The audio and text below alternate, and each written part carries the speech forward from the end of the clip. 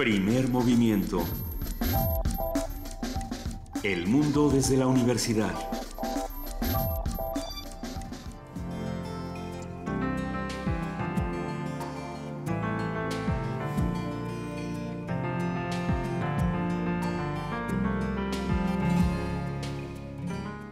Radio UNAM.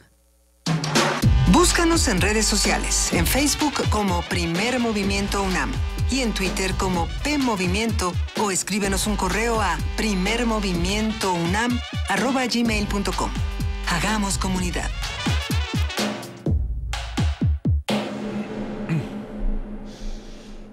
Ocho 5 de la mañana de este jueves 5 de abril. Ya estamos en Primer Movimiento, como lo pueden ver quienes nos sintonizan en las frecuencias de canal 120 y canal 20.1 de radio de TV UNAM. Y continuamos con la segunda hora de Radio UNAM aquí en la cabina de Primer Movimiento. Juana Inés de Esa, buenos días. ¿Cómo estás, Miguel Ángel Quemain? Hay que decir que Luisa Iglesias el día de hoy está descansando, pero ya mañana se reincorpora a este bonito espacio. Bueno, para quienes nos acaban de sintonizar, estuvimos platicando con Rodrigo Llanes, chef, historiador gastronómico, conversador ameno y entusiasta sobre todos aquellos alimentos que comemos por razones, o que no comemos por razones ideológicas, por razones de salud, por razones religiosas a veces, todo. Yo creo que vale la pena echarle un ojo o echarle un oído a esa conversación a partir de las 3 de la tarde. Recuerden que va a estar ya el podcast de todo este programa y pueden volverlo a escuchar o escucharlo por primera vez, si así lo desean. Miguel Ángel. Y hoy vamos a tener un programa muy interesante porque va a estar con nosotros en unos momentos el teólogo Jaime Lainez hablando de la negociación del obispo de Guerrero con los jefes del narco, y vamos a tener a José María Ramos en la nota internacional sobre el tema de las tropas estadounidenses en la frontera mexicana. Y en los jueves de Primer Movimiento, todos los jueves son de Alberto Betancourt, quien hablará de nuestra responsabilidad con el otro, las elecciones rusas, la sociedad ambivalente y la geopolítica mundial. Pues sí, justamente lo vamos a seguir platicando. Por lo pronto nos vamos a nuestra nota nacional. Primer movimiento.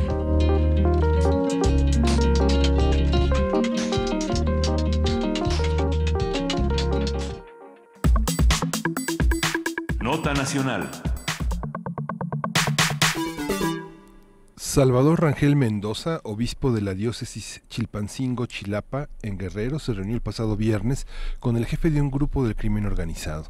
El representante religioso afirmó que el capo prometió que su organización no matará candidatos, pero pidió a los aspirantes a cargos de elección popular no recurrir a la compra de votos y que cumplan sus promesas de campaña. El obispo explicó que su reunión con ese líder de un grupo criminal fue para agradecerle la reconexión de los servicios de agua y luz en una comunidad de Tlacotepec. Rangel Mendoza ha reconocido desde el 2017 que dialoga con grupos de narcotraficantes porque intenta reducir los niveles de violencia en Guerrero. Y ante las declaraciones del obispo, el secretario de Gobernación, Alfonso Navarrete Prida, dijo que el gobierno no negocia la aplicación de la ley.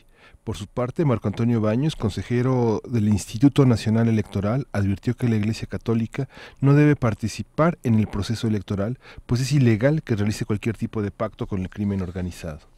Vamos a analizar esta nota con el teólogo Jaime Lainez. Él es investigador y analista de nuevas formas de vivencia de la fe. Ha trabajado y acompañado a comunidades eclesiales en toda la República, vinculando el quehacer teológico con la práctica comunitaria y social en la búsqueda del respeto a los derechos humanos desde una dimensión religiosa. Colabora también con el Observatorio Eclesial y en el Centro Antonio Montesinos AC, un Observatorio Eclesial. Muchísimas gracias, Jaime Lainez, por estar de vuelta con nosotros. Buenos días, muchas gracias por la invitación. Buenos días, ¿cómo se lee esta nota desde el punto de vista del Estado laico y de la relación que tiene y que debe de tener, que son cosas distintas, la Iglesia con el Estado y con el crimen organizado? Mira, mi opinión es la siguiente. Bueno, creo yo que más que una cuestión de Estado laico y laicidad en este caso, hay una cuestión mucho más grave y más de fondo.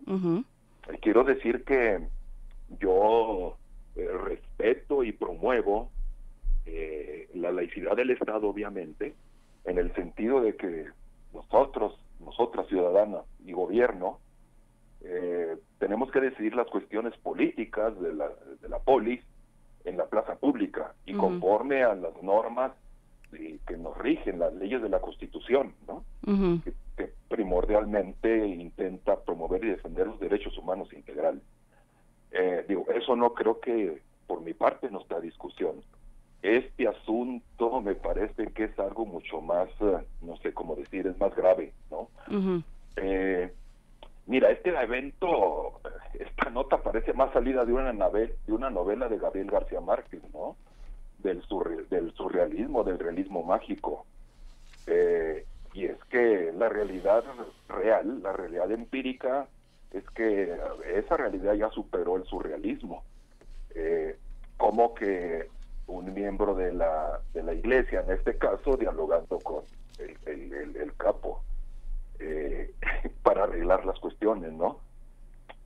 Mira, no conozco personalmente al obispo, tampoco conozco personalmente al ciudadano secretario de Gobernación. Mi opinión me interesa más de darla como una reflexión de un evento así, que parece surrealista, en un contexto como el del país en estos momentos tan críticos y tan graves que estamos viviendo. Claro, yo creo que eso es lo importante porque no es, o sea, no podemos pensar que es el único caso, digamos. Supongo que no, pero bueno, hablemos de la nota, que es lo que me preguntas, ¿no? ¿A qué me refiero con momentos críticos y graves? ¿Cómo hay lugares en donde la ingobernabilidad o la desgobernanza, por la ausencia del Estado justamente, la anomía, la falta de vivencia de la ley, de vigencia de la ley, y donde la ley del más fuerte, la ley del poder es la que está vigente en la realidad.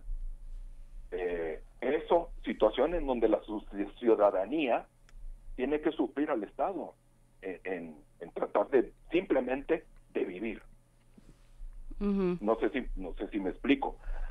Puedo imaginar entonces esos lugares, ahí esas montañas, esas serranías, en donde ni el Estado ni nadie más llega, y en donde la gente, las comunidades, se las han tenido que arreglar para sobrevivir, y subrayo, sobrevivir, es una ética de la sobrevivencia, en donde la gente tiene que pactar, negociar, dialogar, yo no sé si en momentos buscar el mal menor en pos de la vida, simplemente no morir, o simplemente tener luz eléctrica que le reconecte la luz, ¿no? No estoy discutiendo lo bueno o lo malo de lo que el obispo haya hecho.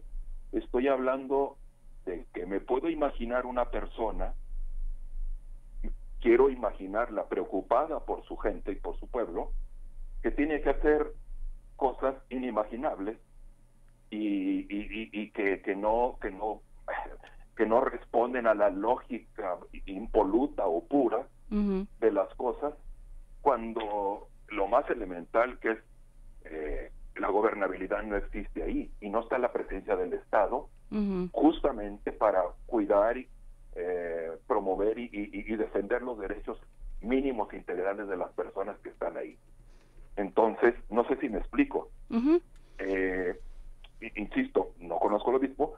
Mira, puede ser, y seguramente lo sabrá, no lo sé, que en una institución también humana como la Iglesia, pues haya ministros religiosos, sacerdotes, obispos, que puedan y están ligados al poder, que utilicen su posición como hombres públicos, con autoridad simbólica y real, para beneficio de sus propios intereses, etcétera. En este caso, lo que yo leo de las notas, porque mi opinión se basa en las notas que he leído, no tengo otra información. Lo que leo es una persona preocupada, en este caso por su grey, por sus feligreses, por la gente de estas comunidades, en donde, insisto, no tienen la protección, el cuidado y el apoyo de un Estado que esté presente y que, que haga su labor. No sé si me explico. Sí, ¿no? Claro, que ahí entra una lógica de la Iglesia y de los ministros de la Iglesia Católica y de muchas otras, porque hay que recordar que, hay muchas iglesias y muchas organizaciones eclesiásticas en el país, pues entran como actores sociales, digamos, entran a resolver cosas que no está resolviendo el Estado. Exactamente. Ese es el eje principal de mi reflexión, ¿no? Sí, y que en Como Guerrero, te digo, ¿perdón? y que en Guerrero han asesinado tanto precandidatos del PRI como del PRD como de Morena. Así es, así es. Yo no sé si en este caso el obispo citado o algún otro ministro de culto tenga que ver con eso, no lo sabemos. Lo que leemos en las notas y lo que leemos en la información es que esta persona está preocupada por eso. Insisto, en la ingobernabilidad, en la anomía o de plano, en la falta de ley. Y en la ley, tal vez de quien pueda ahí local. ¿Qué haces ahí? ¿Qué haces ahí? O sea, ¿cuál es la ética de la sobrevivencia que está vigiendo ahí? ¿Cómo le haces? No es lo ideal negociar, no es lo ideal pactar, pero a ver, dígame a alguien que no viva ahí, ¿qué le pides a la gente que está ahí? ¿Que haga qué? Que haga declaraciones públicas del Estado de Derecho y eso que no existe. No sé si me explico, ¿no? Claro, no, sí, claro, ¿dónde está en esos casos, en esas circunstancias como las que vivimos y como las que se viven en Guerrero, que hemos estado cubriendo en este espacio y están en muchos otros? ¿Cómo hablas de bien y mal, digamos? ¿Cómo hablas de lo que de Estado de Derecho cuando no se está cumpliendo? O sea, que esta idea de la ética de la supervivencia es avasalladora. Jaime Lainez, no es el único lugar, Guerrero, por supuesto, donde esto se ve. Lo estamos viendo en muchas partes del país y estamos viendo estos dilemas éticos en muchas partes del país. Así es, así es. Y bueno, no sé, mira, según escuché ahorita, que dijo el ciudadano secretario de Gobernación, no se negocia la aplicación de la ley. Estoy de acuerdo, no se negocia la aplicación de la ley, pero entonces que me expliquen o que nos expliquen qué pasó con eventos tan graves y tan importantes en la historia reciente del país, como el caso de Ayotzinapa. ¿Por qué el Estado y el gobierno, los gobiernos de hace décadas no han hecho su trabajo? ¿Por qué no se han promovido y respetado los derechos económicos, los sociales, los culturales, la realidad de lacerante de pobreza y de exclusión que está generando estas situaciones del crimen organizado, entre otras cosas? Uh-huh. Entonces ahora rasgarnos las vestiduras porque un religioso anda de mediador con los narcos o lo que sean, pero no nos dicen la realidad y la verdad insisto, por ejemplo, digo eso, quienes me están escuchando saben a qué me refiero en todo el país, la verdad del caso Ayotzinapa, los desaparecidos, los 43. ¿Quién estuvo involucrado en eso? ¿No estuvo involucrado el ejército?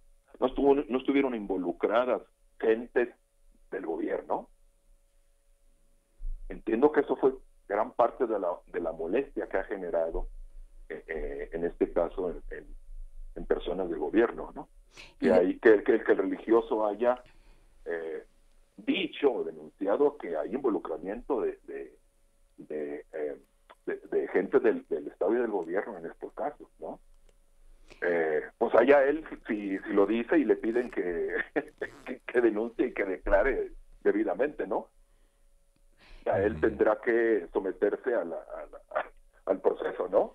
Sí, la iglesia está dividida en ese tema. El arzobispo de Morelia, Carlos Garfias Merlos, contrasta su opinión, por ejemplo, con la de Raúl Vera en Saltillo, que Raúl Vera pide al Estado, al gobierno mexicano que actúen, que garanticen la seguridad de los candidatos, mientras que el arzobispo Garfias señala que hay que utilizar todos los instrumentos de negociación para impedir que la violencia siga predominando en una entidad donde no hay ninguna reserva por parte del crimen organizado para asesinar a los candidatos que no les acomodan, ¿no?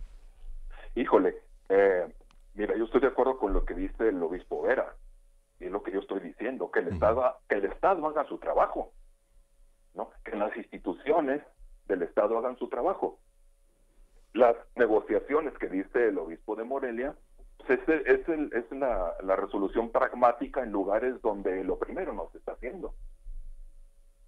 Insisto, yo no sé si en el caso concreto es correcto o incorrecto, yo no vivo ahí, Yo no estoy sufriendo la muerte, yo no estoy sufriendo los secuestros, yo no estoy sufriendo el avasallador poder local, los poderes fácticos locales que existen ahí, para hacer un juicio categórico de buenos y malos otra vez, ¿no?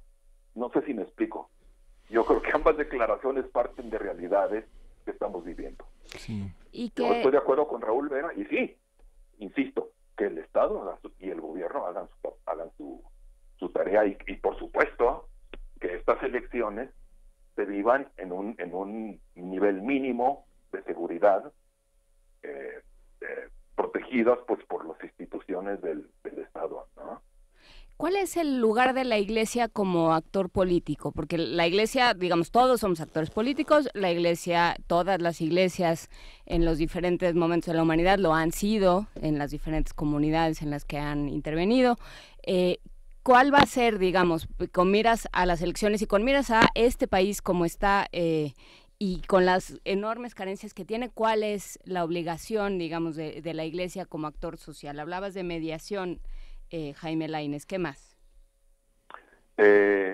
No, yo no sé si la mediación sea un papel o un rol que le corresponda lo está a la haciendo, Iglesia, o sea, ¿no? de facto, Salvador Rangel fue lo que hizo. De facto lo está haciendo, y yo insisto, lo está haciendo por la necesidad pragmática y de ética en su momento, ¿no? En otros momentos, pues gentes, personalidades de la Iglesia han jugado un rol importante también en mediaciones, ¿no? Como en los acuerdos de San Andrés, tú recordarás, ¿no? Claro. En los de San Andrés, la Reinsar, ¿no? En donde el obispo Samuel Ruiz y otras personas de Iglesia jugaron un papel importante en la mediación, en los diálogos, etcétera, ¿no?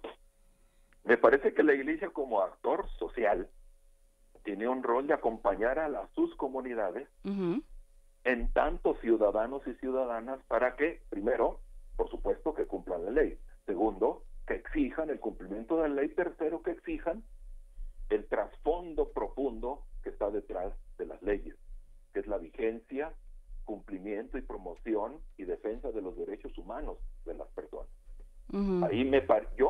A mí me parece que ahí está el rol de la Iglesia como pueblo de Dios que camina hacia la justicia, la paz, la reconciliación y vigencia de los derechos, insisto. Para mí ese es el rol, ¿no? Ahora, dentro de las leyes que rigen a nuestra Constitución, sí, en un Estado laico, de acuerdo.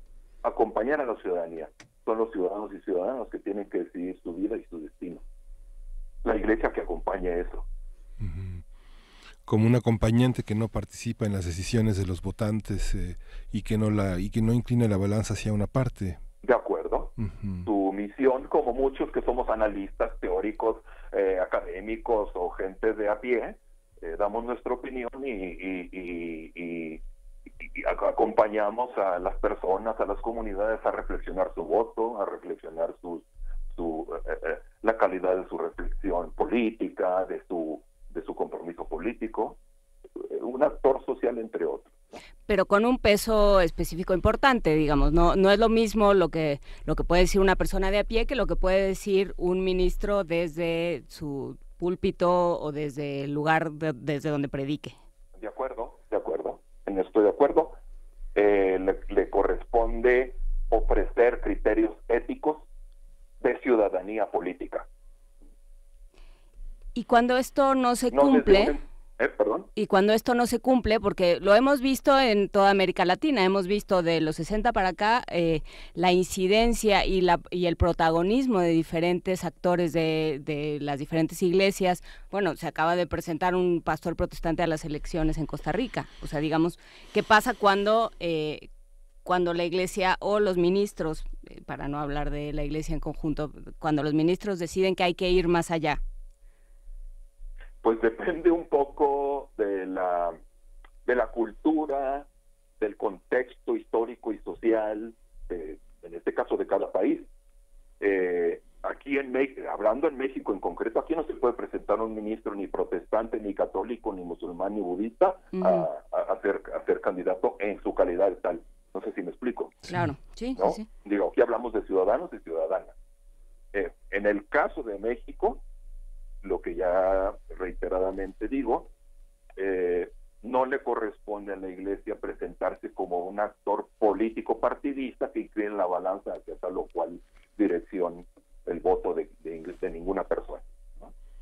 Sí, creo que tiene que saber del peso específico que tiene, como tú lo has señalado, y cuidarse en ese sentido de que su participación pues sea también equitativa y democrática, ¿no? O sea, no influir indebidamente desde su posición, pues sí, de poder simbólico, de poder real, ¿no? De acuerdo. Pues, teólogo Jaime Lainez, pues le agradecemos muchísimo esta visión, su visión ecuménica sobre este tema, y pues le agradecemos mucho que haya participado hoy en esta nota que ha causado tanto interés en la prensa del Pacífico, desde Jalisco a Michoacán, Guerrero, Oaxaca, y que nos ilumine sobre este tema. Muchas gracias, y estamos en contacto.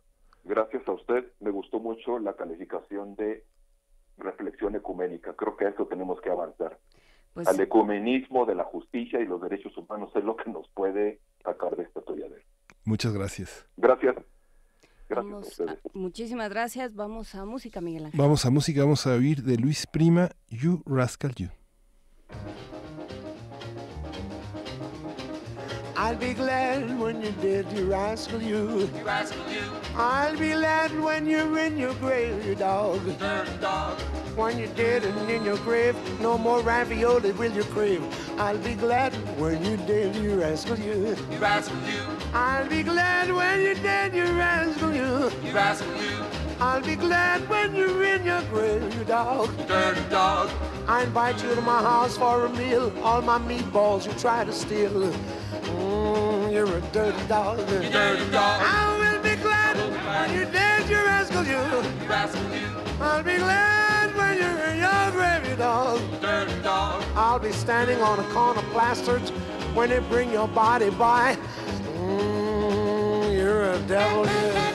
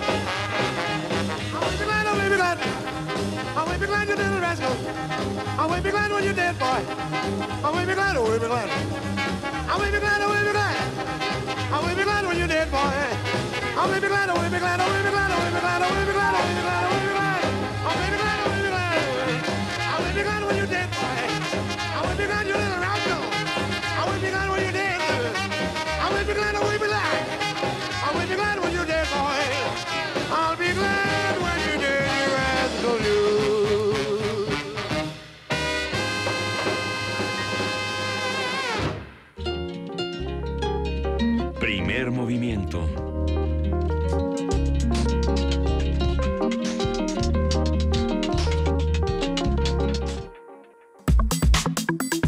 Nota internacional. Donald Trump, presidente de Estados Unidos, ordenó ayer que el personal de la Guardia Nacional sea desplegado en la frontera con México para evitar el ingreso de migrantes clandestinos.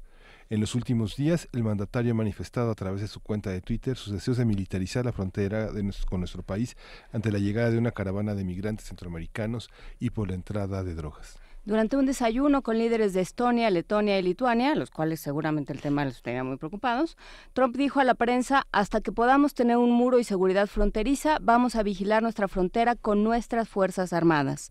Enrique Peña Nieto, por su parte, dijo ayer que su gobierno fijará su posición hasta que haya claridad sobre el anuncio de Donald Trump. Y bueno, a partir de estas amenazas de Trump de enviar tropas estadounidenses a la frontera con México, vamos a hablar sobre la pertinencia de esta medida, su costo, el impacto que podría tener sobre las relaciones bilaterales. Y para ello está con nosotros el doctor José María Ramos. Él es experto en gobernanza política y seguridad fronteriza y director de vinculación del COLEF. Buenos días, doctor. ¿Qué tal, Miguel Ángel? ¿Qué tal, Juan Inés? Buenos días.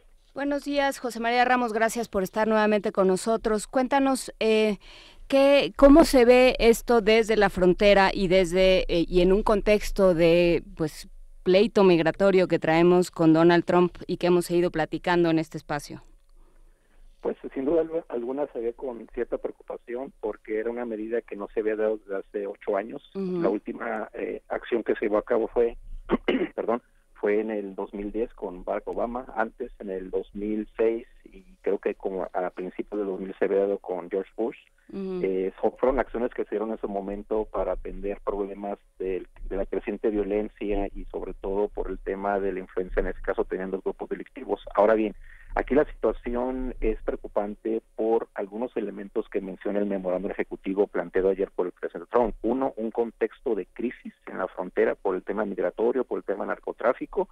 Y segundo, bueno, de alguna manera lo da a mencionar, bueno, el tema de la caravana sutilmente aparece ahí, pero lo que da a entender y lo menciona de manera explícita es el hecho de que en 3 meses tiene que existir un plan estratégico para atender la crisis, y eso sí va a ser interesante porque ahí se está formalizando un conjunto de acciones, porque sin duda alguna lo de la Guardia Nacional pues es un tema relevante, es un tema que se ha dado en años pasados, uh-huh, pero que generalmente es de apoyo a las fuerzas, en este caso a los corporativos de la patrulla fronteriza. Uh-huh. Ya se dijo que no van a estar armados y que no van a atacar a los migrantes, pero bueno, pues eso no hay mucha manera de garantizarlo. No, lo que pasa es que ellos están impedidos por ley. Ese es un debate que tiene bastantes años en Estados Unidos, por los cuales las Fuerzas Armadas no pueden intervenir para detener a personas en los puntos fronterizos. Generalmente sus actividades han sido de apoyo en temas de desastres, en temas que tienen que ver con ayudas humanitarias, etcétera, etcétera. Incluso, por ejemplo, en los últimos años que se han construido tanto en Tijuana, en la frontera de San Diego con Tijuana, estas bardas rejas, ellos generalmente están allí de manera presencial y además son activos de reserva. Por eso ahí el tema de la coordinación con los estados es importante, porque finalmente se crea un mecanismo de coordinación interinstitucional a partir del cual el pago de esas personas deriva de acuerdos entre el gobierno federal, en este caso las entidades, precisamente porque los responsables operativos son los estados. Y aquí obviamente que los 3 estados gobernados por republicanos han expresado de alguna manera que sí están interesados en que participen y apoyen esos esfuerzos. A reserva de que hablemos en un momento más sobre estos estados y sobre los esfuerzos, ¿quiénes son los integrantes de esta caravana? Ustedes saben más sobre ella porque bueno, no es ni la primera vez ni la primera vez en este año que se da algo de este tipo. Entonces, ¿cómo funcionan? ¿Cómo operan? Pues en el caso de la caravana básicamente son poblaciones migrantes centroamericanas. En este uh-huh. caso tengo entendido que quienes la componen son salvadoreños. Hay que tomar en cuenta que en los últimos 15 años el principal flujo de migrantes han sido salvadoreños y guatemaltecos uh-huh. Que viajan hacia Estados Unidos. Lo que había sucedido en meses pasados es que había habido un cierto control migratorio de esos flujos. Ahora la problemática, como sabemos, en Centroamérica se ha hecho más compleja, más aguda por situaciones de violencia, inseguridad, y eso ha generado pues que este tipo de flujos se sigan fortaleciendo en los últimos meses. Desde ese punto de vista, y yo creo que eso fue el hecho, ¿no? El hecho mediático, una caravana que vino en Estados Unidos, y eso sin duda alguna en un contexto en el cual Trump pues ha tenido una serie de posturas bastante críticas hacia el país, y en este contexto de esta caravana sin duda alguna yo creo que le generó una preocupación desmedida, y es a partir de lo cual se lleva a cabo esta acción. Ahora bien, también el otro aspecto que llama la atención es que la semana pasada estuvo la secretaria Nielsen en México, se reunió con el presidente Peña y otros funcionarios de gobierno, y ahí seguramente se avanzó en una serie de temas que paralelamente a esto que estamos aquí discutiendo se ha dado en la relación México-Estados Unidos, es decir, una colaboración en temas de seguridad, narcotráfico, terrorismo, etcétera, etcétera, que ha funcionado paralelamente a este tipo de debates, de polarización que se da entre el gobierno, sobre todo el gobierno federal de Estados Unidos. La caravana está compuesta en un 80% de hondureños. La Comar hasta el diciembre de 2017 cerró con 4.272 solicitudes de hondureños para el visado con Estados Unidos, pero solo se les aprobaron casi 380.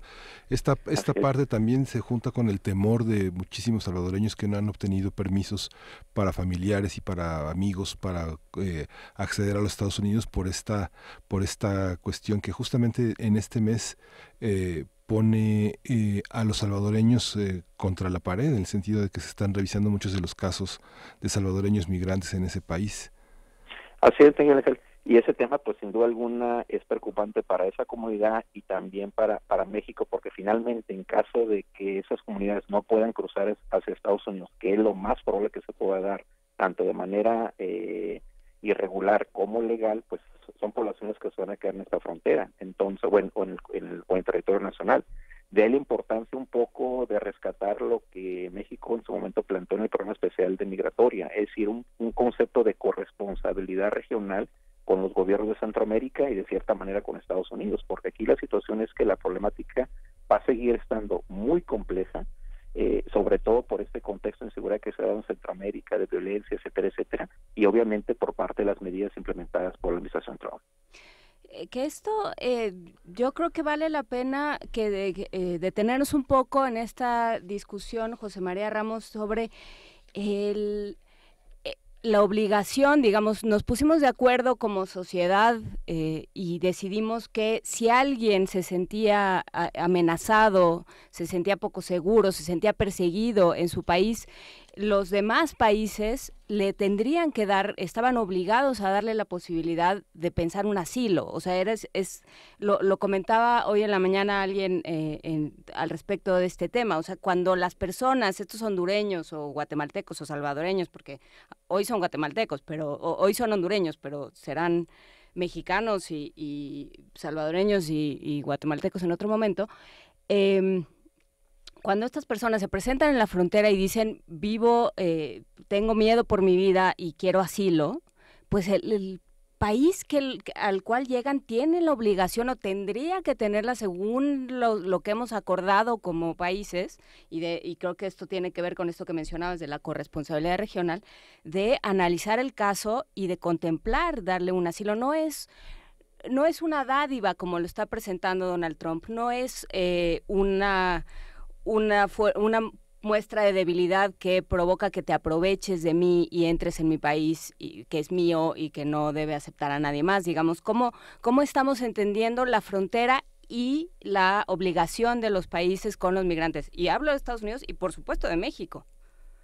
Así es, el tema ahí es que creo que hay dos ámbitos. Uno, la parte mexicana con Centroamérica. Ahí tradicionalmente la política exterior había sido, como lo estás comentando, de fortalecer las acciones de protección, derechos humanos, el tema de asilo, incluso todos esos convenios laborales de apoyo en las comunidades fronterizas del sur, que era un tema que había estado presente sobre todo hace algunos años. Sin embargo, recientemente creo que ha habido un cierto cambio precisamente por este creciente flujo, en este caso de poblaciones centroamericanas, en los cuales a veces es muy difícil detectar quiénes son realmente por razones humanitarias, quiénes son o están vinculados con actividades delictivas, sobre todo por el tema de las pandillas, las maras, por ejemplo.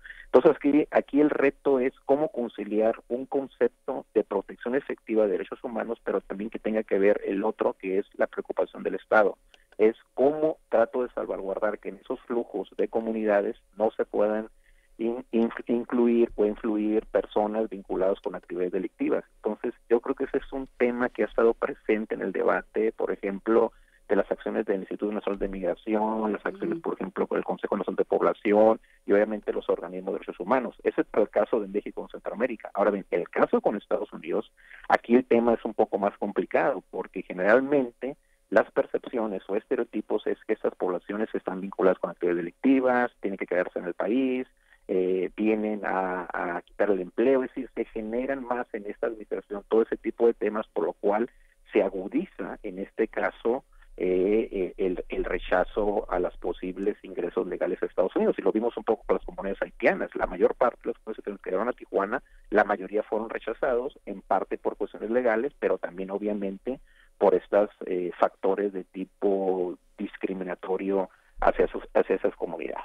¿Y existe evidencia? O sea, digamos, ustedes a eso se dedican, digamos, han trabajado todos estos temas. ¿Hay evidencia entre llegada de migrantes y aumento en la criminalidad?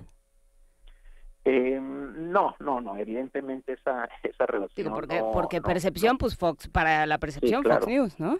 No, sí, totalmente de acuerdo. No, lo que sucede ahí es que yo me refería más que nada a la percepción en este caso de los actores gubernamentales, sobre todo en el caso de Estados Unidos. No, evidentemente, no, pues simplemente, por ejemplo, las expulsiones tradicionalmente de migrantes de Estados Unidos hacia México y que decía que generaban inseguridad en la frontera, pues no necesariamente, porque la mayoría reingresa a Estados Unidos, una mayoría se queda ahí, se vincula a procesos laborales. No, evidentemente no, o sea, la evidencia no va por ahí. Sin embargo, en el caso de Estados Unidos, ese es aquí, digamos, lo preocupante, y es ahí, sin duda alguna, las acciones de la política exterior mexicana deberían en el sentido de decir que la mayor parte, entre otras acciones, que la mayor parte, en este caso, de la comunidad migrante en Estados Unidos es en actividades laborales, en actividades académicas, científicas, etcétera, porque ese es el aporte que ha dado la comunidad migrante en Estados Unidos y que obviamente México se ha visto beneficiado. Simplemente las remesas que han enviado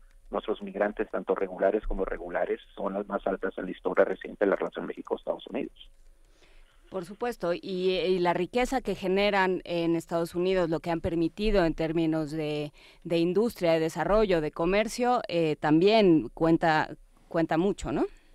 Así es, Juan Inés, y es allí donde reitero la importancia de visibilizar estos logros. Y es que no es lo mismo, por ejemplo, una persona en Los Ángeles que conoce la actividad o el sector empresarial o los actores públicos que conocen los logros, los avances, que, por ejemplo, una persona en Idaho, en el Midwest, que no conoce la frontera, que ve que las imágenes o las críticas hacia Trump, por lo tanto, en ese sentido se fortalecen los odios o las acciones discriminatorias hacia los migrantes.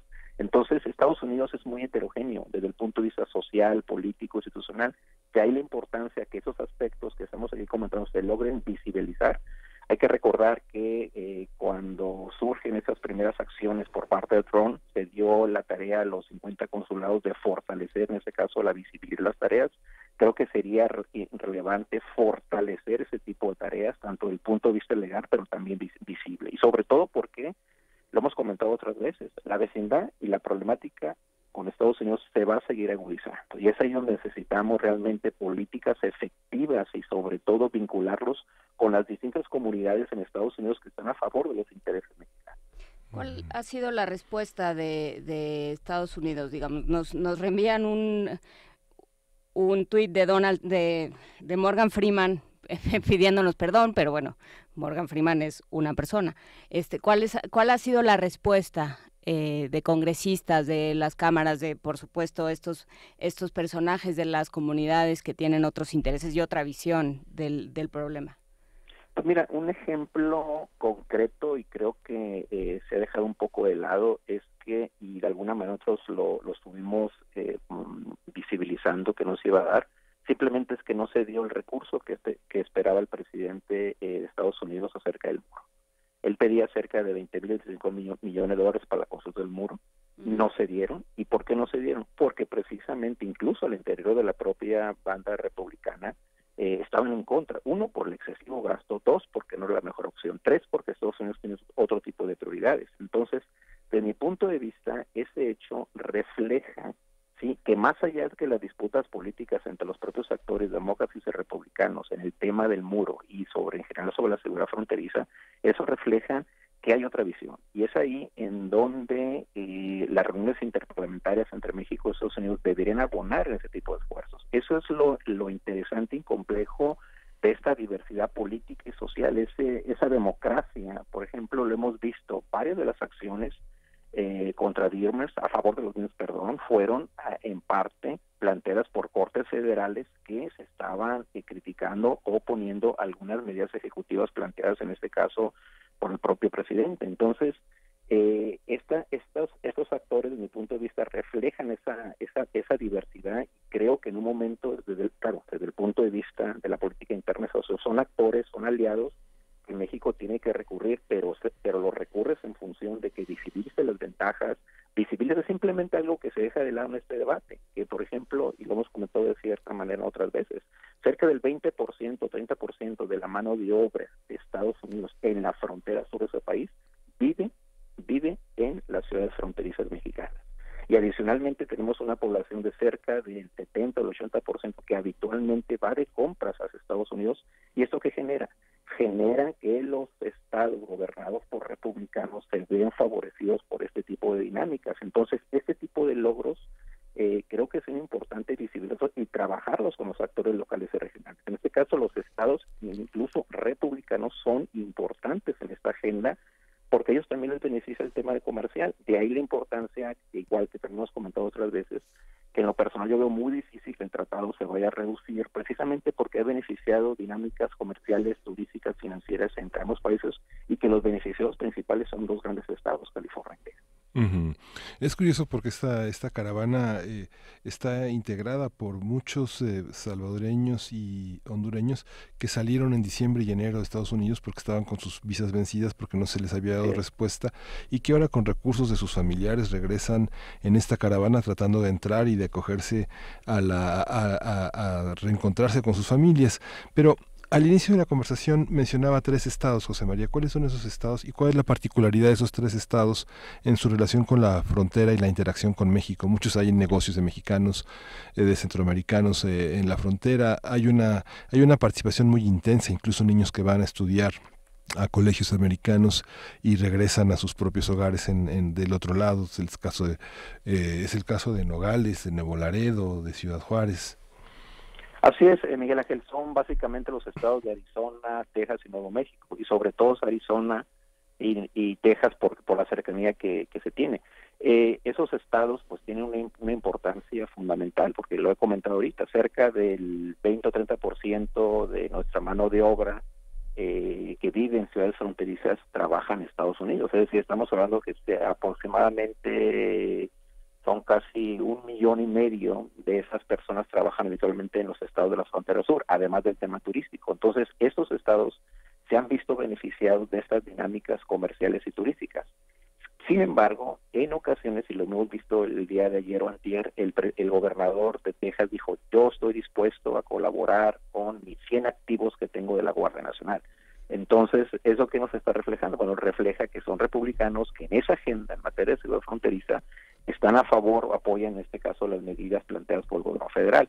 Ahora bien, aquí en el tema migratorio, pues también esas comunidades se han visto beneficiadas de la migración irregular, porque mi estimación es que sobre todo en el caso de Texas, tendríamos una población de un 15 o 10% de manera regular en esos estados. De ahí que hay que recordar que, por ejemplo, en Estados Unidos existen cerca de 50 ciudades santuarios, entre ellas están algunas de Texas, que han generado una serie de políticas de protección a los migrantes en temas de derechos humanos, obviamente por estos factores de derechos humanos, pero también porque ven las ventajas desde el punto de vista productivo de tener una mano de obra irregular que beneficia los procesos desde el punto de vista agrícola, actividad de servicios, etcétera, etcétera.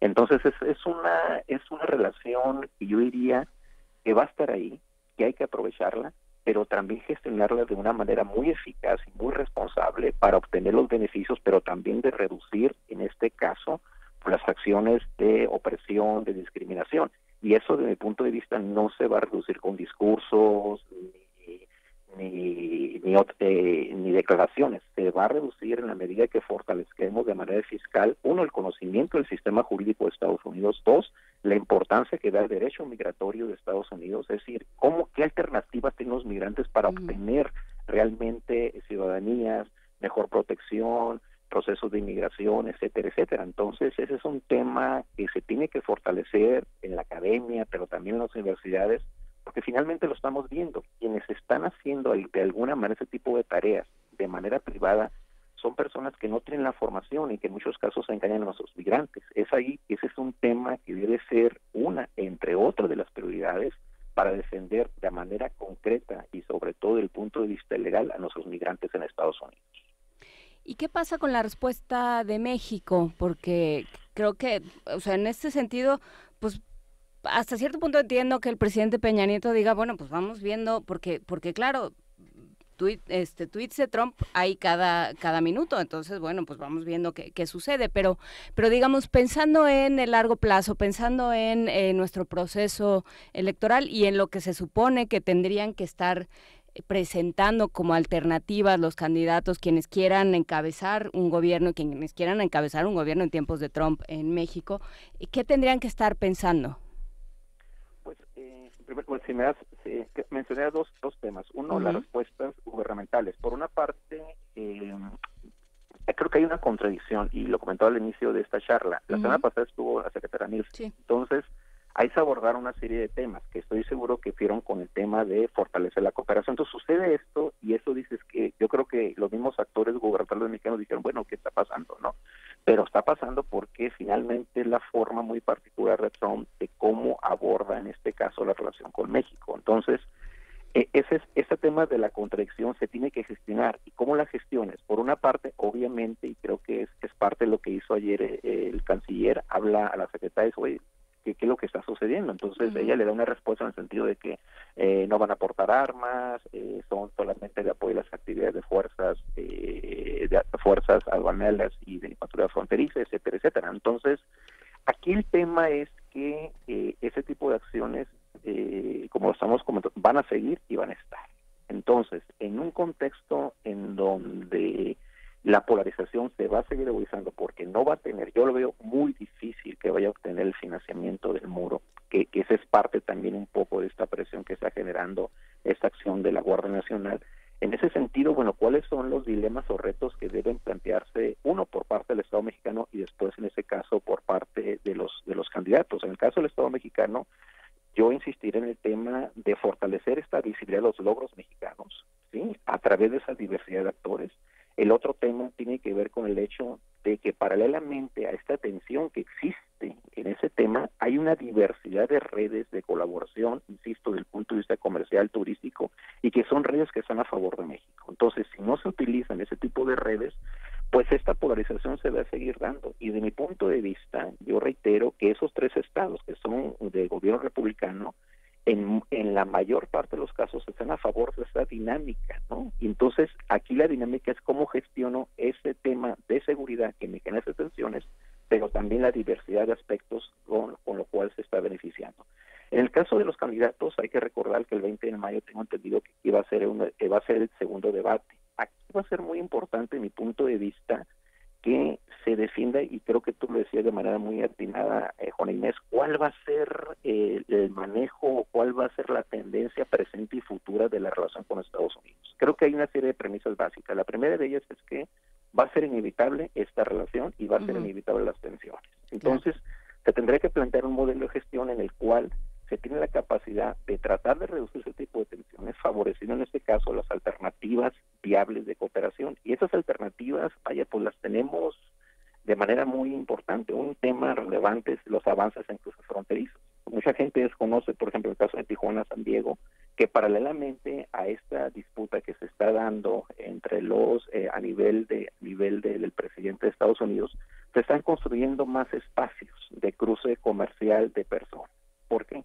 Porque en el 2001 se planteó la construcción de la frontera del siglo XXI, y esa construcción de la frontera del siglo XXI, ¿qué significaba? Fortalecer seguridad, pero también agilidad de los cruces comerciales. Por lo tanto, yo creo que los candidatos, volviendo al tema, creo que deben plantear propuestas concretas, serias, pero sobre todo digamos, muy generacionales o sensacionalistas, creo que no lleva bastante a aprovechar los grandes logros que se han dado en esta relación y sobre todo de los cuales las poblaciones migrantes fronterizas nos hemos o se han beneficiado, pero igual las comunidades del centro y sur del país. Yo reitero el tema de las remesas, es decir, se están obteniendo remesas tan importantes, incluso superando ingresos del turismo y petróleo, que son un activo muy importante para fortalecer el proceso de desarrollo comunitario.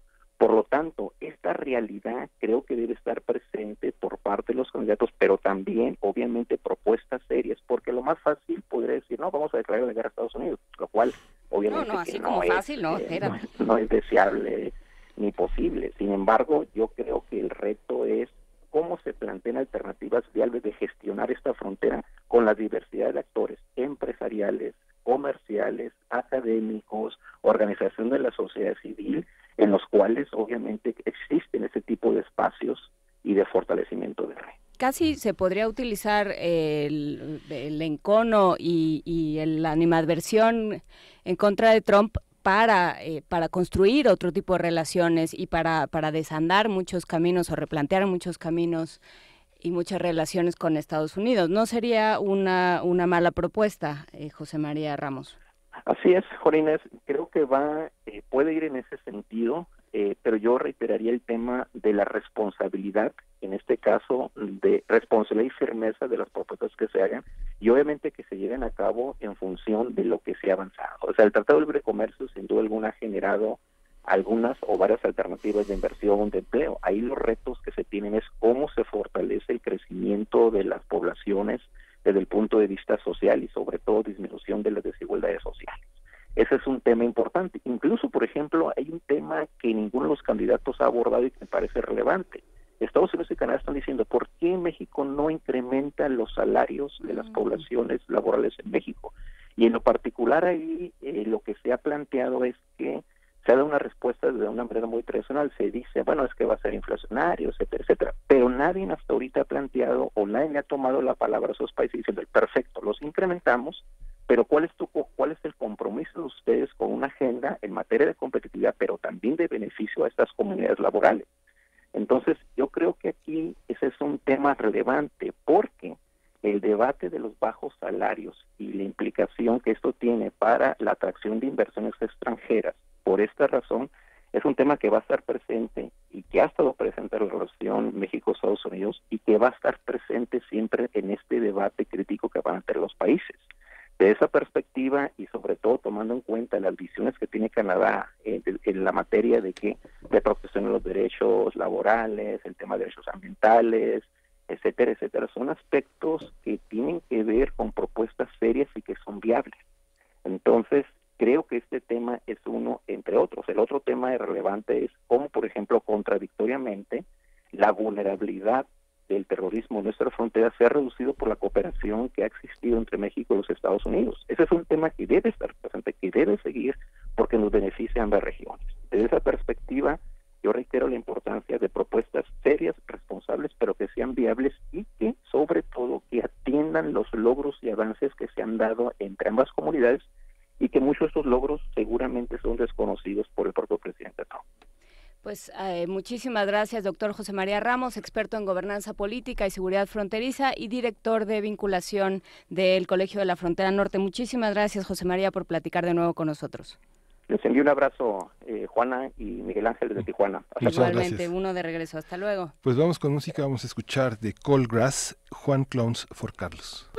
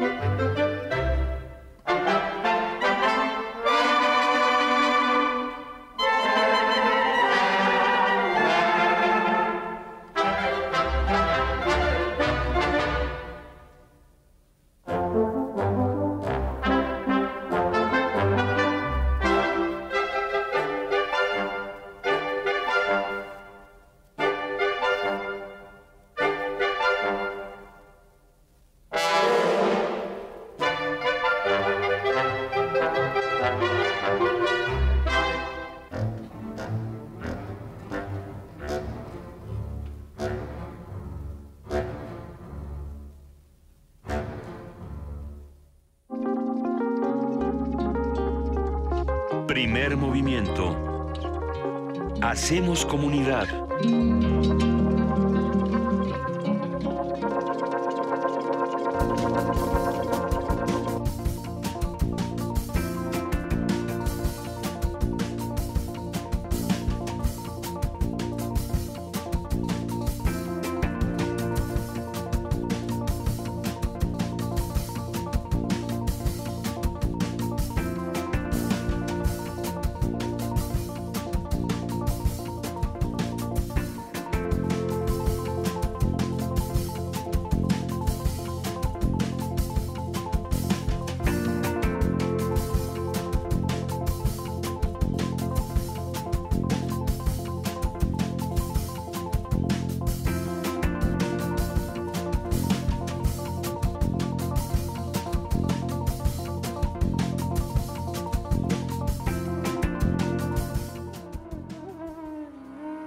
Radio UNAM.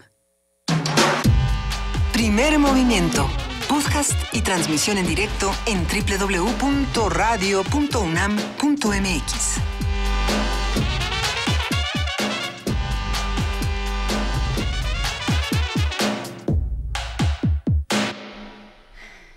Son las 9:06 de la mañana en este jueves 5 de abril y regresamos a la tercera hora de Primer Movimiento aquí en Radio UNAM. Sí, el día que hagan ese podcast que Luisa quiere de lo que pasa cuando cerramos los micrófonos, sí. Lo que cerramos los micrófonos, el día de hoy espero que se lo brinquen porque hemos tenido unas conversaciones muy lúgubres, Miguel Ángel.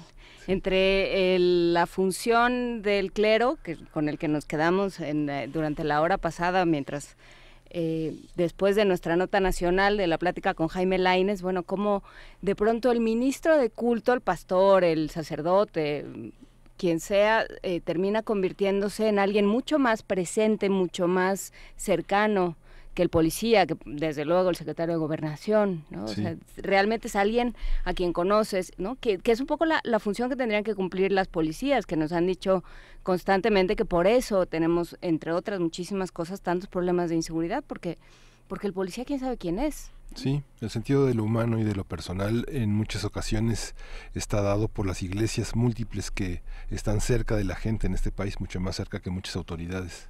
Y platicábamos también que, bueno, pensar que un país se protege cerrando las fronteras es absolutamente feudal, anacrónico y dañino, ¿no? Sí. Se ha demostrado que es dañino la migración y la rotación y la diversificación nos ayuda a todos, pero bueno, esos serán otros temas que seguiremos discutiendo. Por lo pronto nos vamos a Poesía Necesaria. Primer movimiento.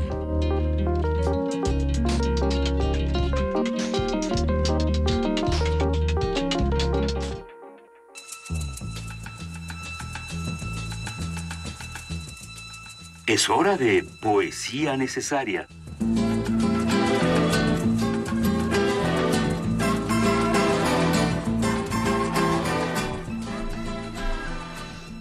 El martes pasado que hablamos de trabajo, yo trataba de insistirle a Luisa que ya que le tocaba la poesía necesaria, leyera un poema que abre el ensayo de Sergio Pallares.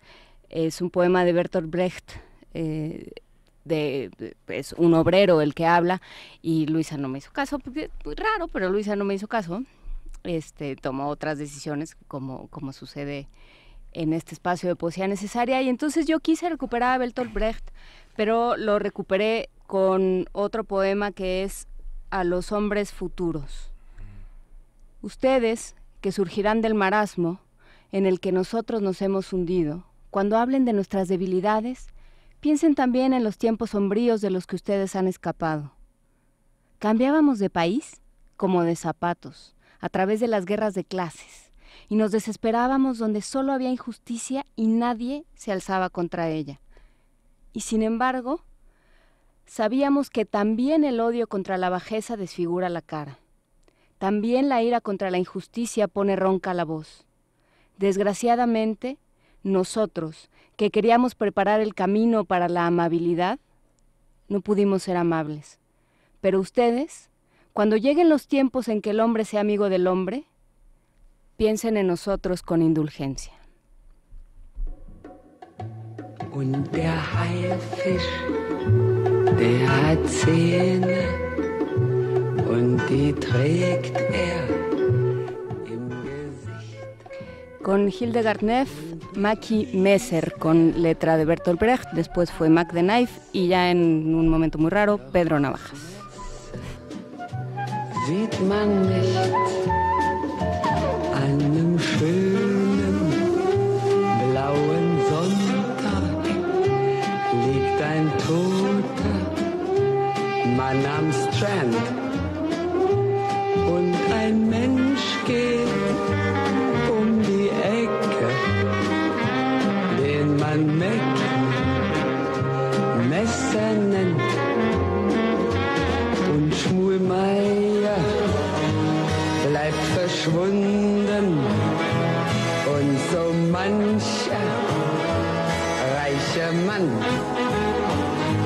und sein Geld hat Mackie Messer, dem man nichts beweisen kann. Jenny Tauler ward gefunden mit nem Messer in der Brust und am Kai geht Mackie Messer, der von allem nichts gewusst und die minderjährige Witwe, deren Namen jeder weiß, wachte auf und war geschändet. Mackie, welches war dein Preis? Und die einen sind im Dunkeln und die anderen sind im Licht. Doch man sieht nur wie im Licht, wie im Dunkeln sieht man nicht. Doch man sieht nur die im Lichte, die im Dunkeln sieht man nicht.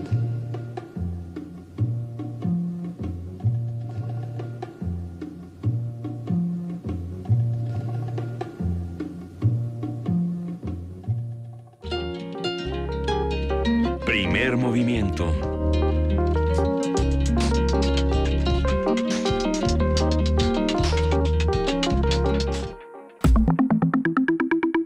La mesa del día.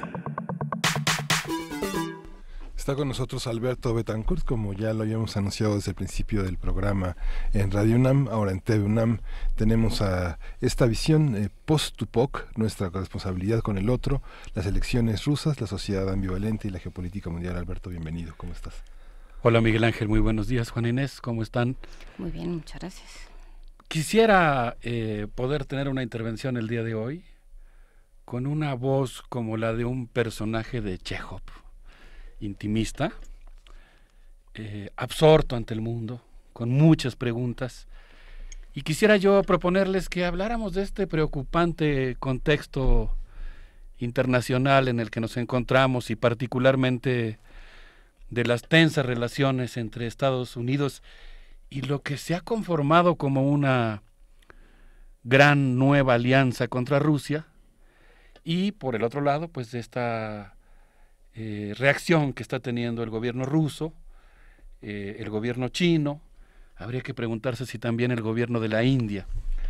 Pero creo que lo que puede ponerse sabroso al respecto es que les quiero proponer un ejercicio del que existen muchos antecedentes, pero que no es tan frecuente, que pensemos el conflicto a partir de un concepto formulado por el gran filólogo, filósofo y crítico literario Mijail Bakhtin, el concepto de Pastupok, quien nos propone esta palabra para hablar de la responsabilidad por el otro, de cómo te paras ante el mundo.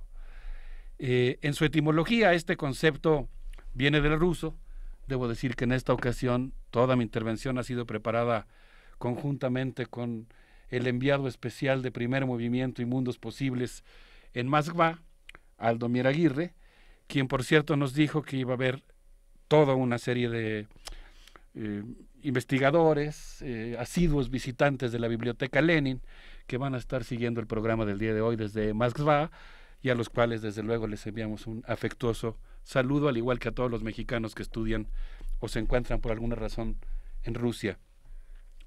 Bueno, pues esta palabra, que es en cierto sentido sencilla, pararse, o que alude a cómo te paras en el mundo, la repito, pastupok, se parece mucho a la palabra que da título a la obra de Fedor Dostoyevsky más célebre, Crimen y Castigo, que extrañamente ha sido traducida así cuando en realidad tendría que haber sido traducida como Prestupenia y Nakasani, es decir, transgresión y expiación.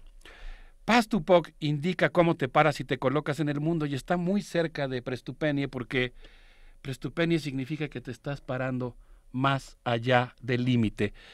Y la propuesta que yo quisiera hacer hoy respecto a la lectura de cómo está reaccionando Rusia ante el acoso internacional y militar del cual está siendo objeto es que en general está reaccionando con una actitud de defensa, pero de repente en esa actitud de defensa da un paso más y entonces se convierte en una actitud que tiene también sus propias implicaciones negativas y sus propios riesgos para la seguridad mundial. Para Bakhtin, el héroe le interesa a Dostoyevsky como un punto de vista particular en relación con el mundo y consigo mismo, y le interesa sobre todo saber cómo establece esa relación con él mismo, cómo establece la relación con lo que sucede alrededor. Para Dostoyevsky es importante no cómo se presenta el personaje ante el mundo, sino cómo se presenta el mundo ante el personaje. Y ese es el ejercicio que yo les quisiera proponer el día de hoy, que veamos un poco cómo se ve Rusia a sí misma, o cómo diferentes actores de Rusia se ven a sí mismos, y cómo ven el mundo.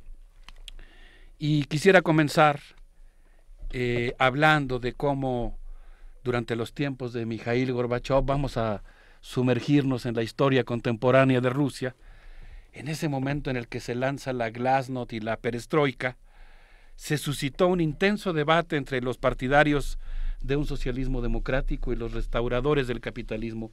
Cuando la balanza comienza a inclinarse en favor de los segundos, el 25 de diciembre de 1991, Boris Yeltsin, defensor de los restauradores del capitalismo, espetó a Gorbachev: lea la hoja que yo le di. Mikhail Gorbachev leyó su renuncia. Yeltsin tomó el poder, abrió Rusia a los capitales extranjeros, desintegró la URSS, enterró el socialismo, sumergió a Rusia en un desastre demográfico, económico, social y moral que incluyó un brusco descenso de la esperanza de vida, que bajó de los cerca de 80 años a los 60 años. Fue un momento de enorme desesperanza. En una entrevista que hizo Aldomir a la investigadora Tatiana Alexandrovna, quien es filóloga, ella declaró que en esa época simplemente veías cómo la gente desaparecía o moría o se sumía en el alcoholismo. La situación económica llegó a tal grado que no nos pagaban con dinero, dijo ella.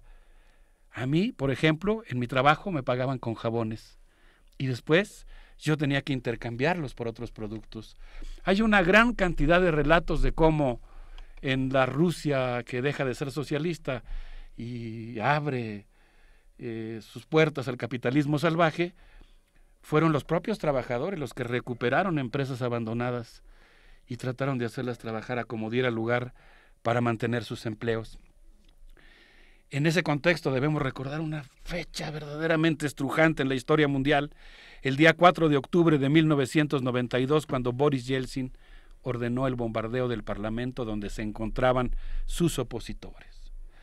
Es en ese ambiente donde emerge Vladimir Putin como un personaje central en la historia de Rusia. Yo a veces he hablado aquí de él para aludir a ciertos momentos en la coyuntura internacional en los cuales, desde mi punto de vista, ha jugado el papel de defensor del orden internacional. Hoy quisiera hablar de algunos aspectos no tan positivos de Vladimir Putin y recordar algunos hechos. De acuerdo al documental de Tania Ragmanova, El ascenso al poder de Vladimir Putin, realizado para el Canal 2 de Francia. Sería muy interesante si después le paso el vínculo a Vania y nos hiciera favor de subirlo.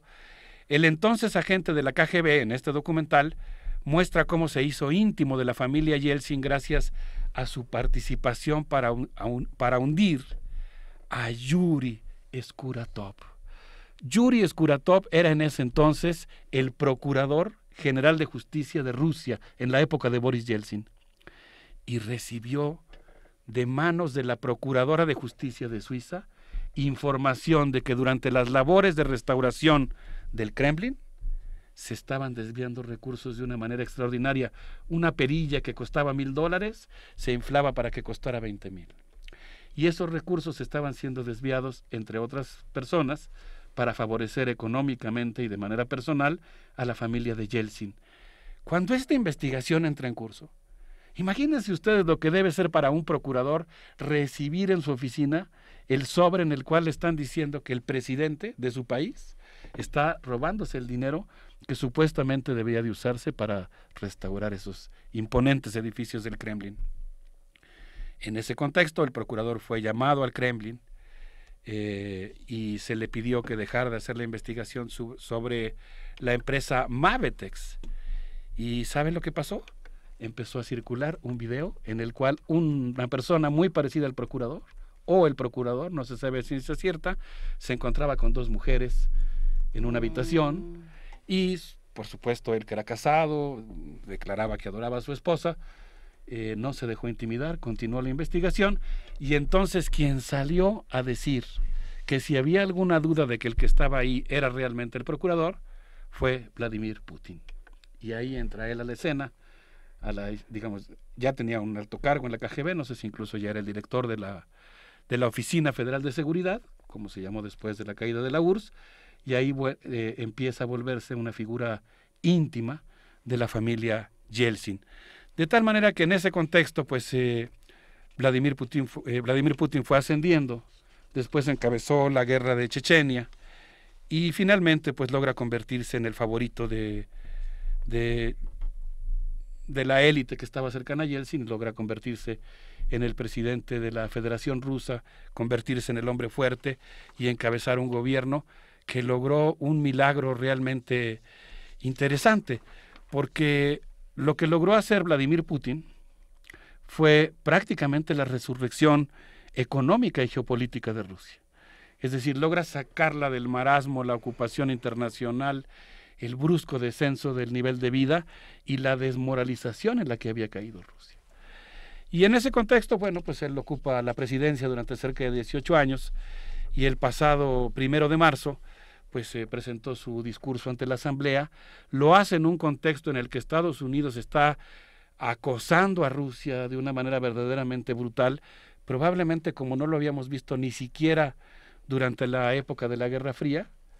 Y en ese contexto él presenta un discurso que es muy duro, que es muy fuerte y que pues a mí me llamó mucho la atención. Si ustedes gustan seguir, también le voy a pasar el vínculo a Vania, pero en el programa de Walter Martínez, que se llama Dossier, es un extraordinario programa de televisión venezolano hace más o menos un mes. ¿Es el del parche en el ojo? Exactamente.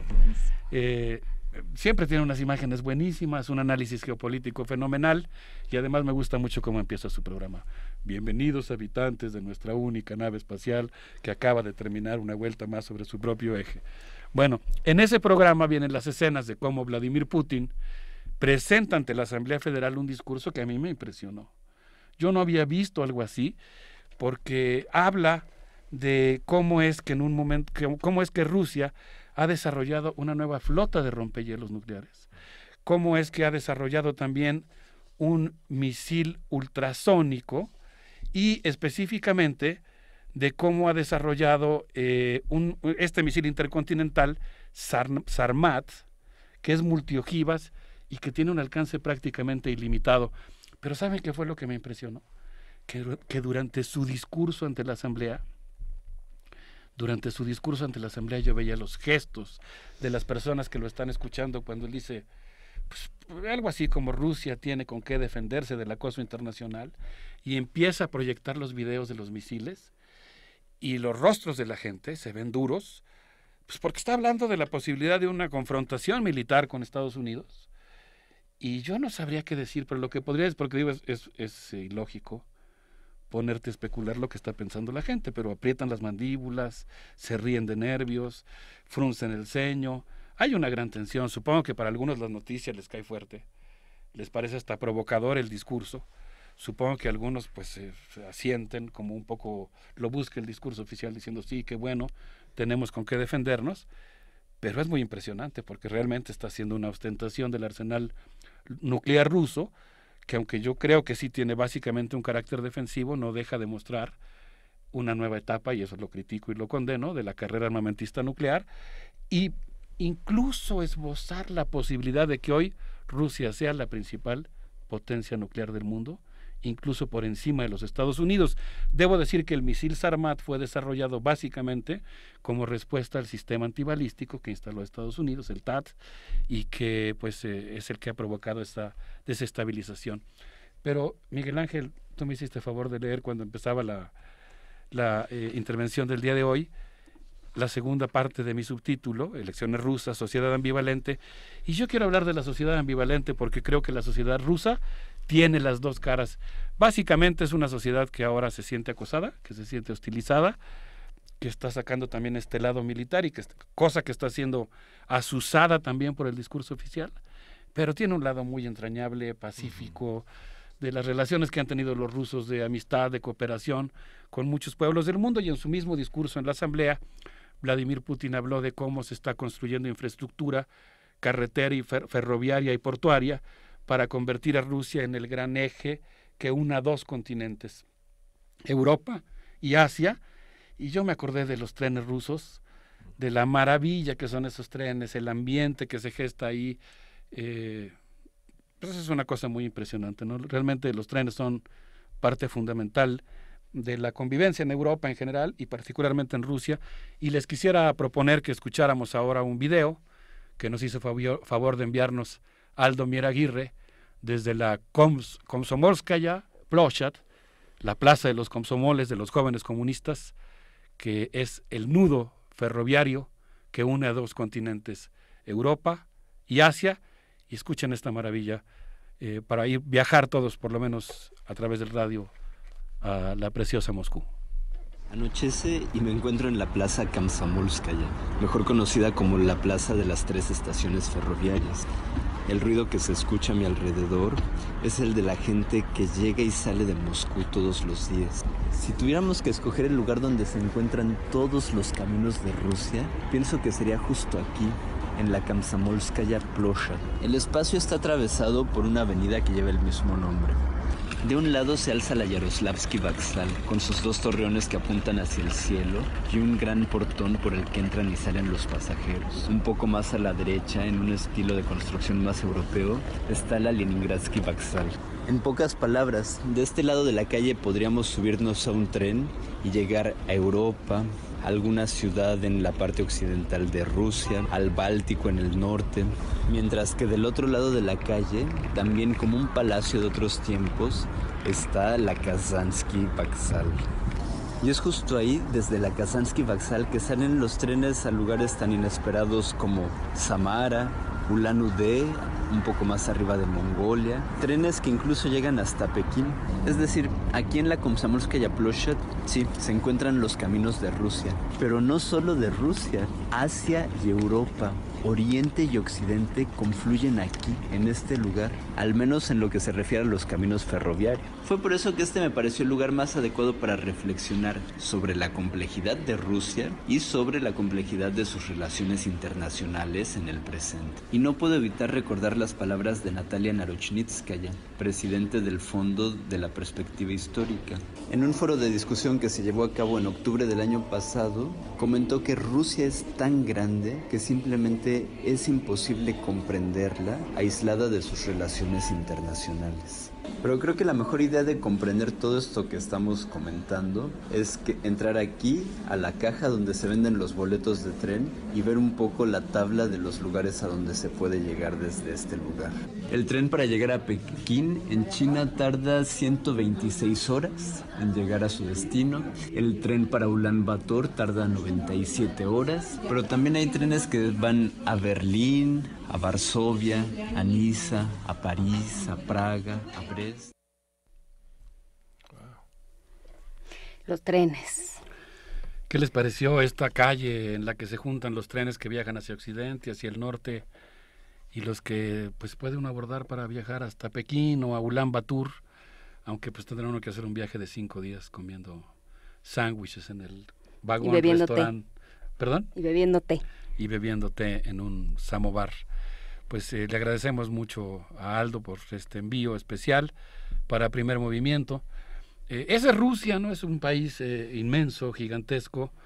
Al final del programa de hoy vamos a ver un video y escuchar una pieza que habla justamente del ambiente que hay en los trenes. Por lo pronto quisiera yo regresar a Rusia y cómo fue que Estados Unidos intentó de manera contundente tratar de intervenir en las elecciones rusas. Lo hizo a partir de lanzar una serie de medidas hostiles en la víspera de la jornada electoral, tratando de desalentar a la gente para que no votara por Vladimir Putin. Logró el efecto contrario. Alimentó la idea de que Vladimir Putin representa la defensa de Rusia, obtuvo un 70% en las elecciones, y a mí me parece que eso distrajo un poco de un asunto importante que es la vida interna política de Rusia, y en ese contexto pues yo quisiera que hiciéramos una visita a la granja estatal Lenin, que ha sido encabezada por el que fue el candidato que obtuvo el segundo lugar, Pavel Grudinin, quien resultó electo en una elección interna de la izquierda rusa, que es una historia, pues por supuesto, fundamental para la historia del mundo, en la que participaron tanto organizaciones parlamentarias como extraparlamentarias. Entonces me parece que es interesante seguir a este opositor. De acuerdo a la nota de David Filipov publicada en The Washington Post, Grudinin reemplazó en el último minuto a Shuganov, quien había sido candidato de la izquierda durante las últimas 4 elecciones, y dice Filipov que convirtió la granja estatal Lenin, la granja, el Sovkhoz Lenin, en un oasis socialista en medio de la jungla capitalista de los suburbios de Moscú, donde los trabajadores ganan $1,370 al mes, más del doble que el promedio, además de tener garantizada la educación y la salud.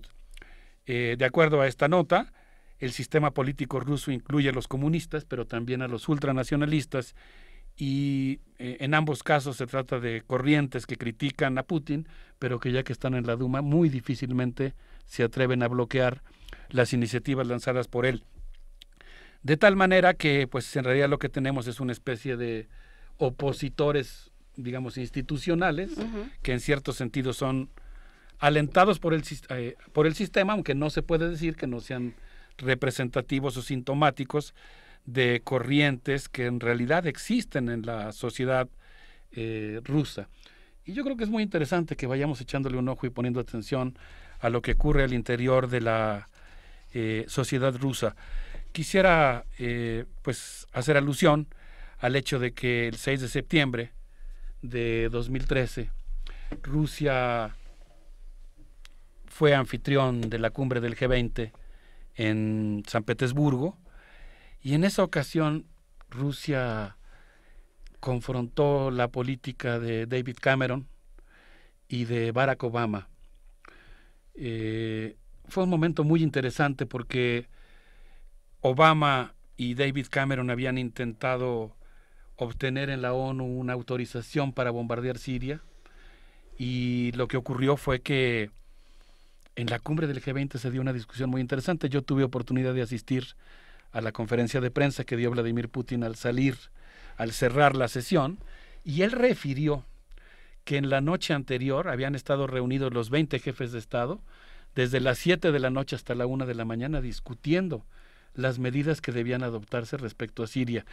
estaban Estados Unidos, Gran Bretaña y otro grupo de países, Australia, etcétera, apoyando la intervención armada en Siria para derrocar a Bashar al-Assad, y había un grupo fuerte de países que se opuso a esa decisión, China, Rusia y India, y dice que finalmente cuando India e Indonesia deciden participar en la discusión condenando la eventual intervención militar en Siria, siendo dos países con gran población musulmana, la balanza se inclina y entonces Barack Obama no logró sacar su acuerdo de bombardear Siria.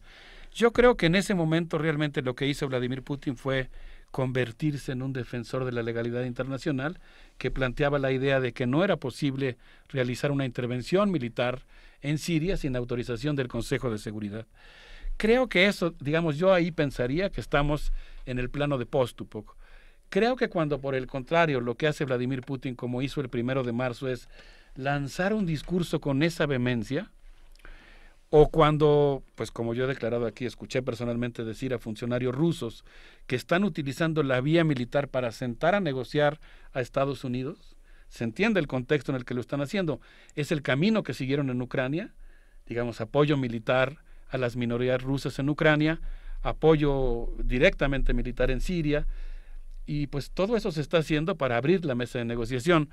Yo creo que ahí está más polémico, porque tanto en la exhibición de los arsenales nucleares como en estos dos casos que he mencionado, creo que lo que estamos es más en el prestupeni, en la transgresión, en el momento en el que pasas de la defensa a una conducta que eventualmente puede ser provocadora. Yo no sé qué piensan ustedes, me gustaría mucho escucharlos. Yo creo que vale la pena también revisar no solo lo que Putin ha hecho hacia afuera de Rusia, sino lo que ha hecho hacia adentro, esta incapacidad de negociar, de aceptar el disenso, de darle voz o posibilidad de tener voz a quienes no están de acuerdo, el encarcelamiento de ciudadanos por decenas, además, es su problema, digamos.